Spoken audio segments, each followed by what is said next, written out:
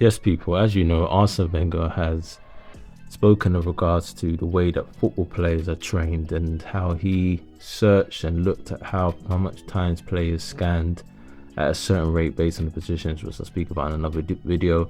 And he spoke about how the structure of learning to play football is wrong, and he was saying that players learn how to execute first, then to make a decision, and then perceive. And he was saying that level of, or that way of actually learning, is not going to be able to make you be able to play at the highest level. So for example, if you focus on executing first, then decision making, and then execution again, which he's saying is not the criteria that's going to make you at the top, it is more or less focused on you on your skill development phase and just honing your technical abilities, and that's precisely that's it. But if you focus on, okay, let me move from that structure and go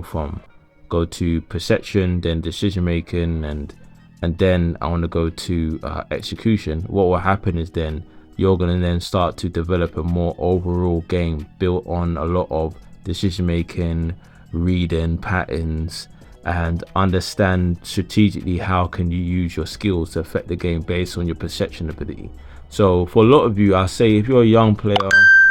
and you're just learning to play football, then of course I think perception and decision making and its execution training may come later, because the foundation has to be set. But if you could still train yourself and say, you know what, this is why I need to learn how to pass this way, because if the defender's on this side, then the right decision will be for me to play here, therefore I've got to learn this skill. And that's probably the best way. As a coach, you can kind of relay the information, but as a player, you have to make sure that you are at a certain level. Like if you're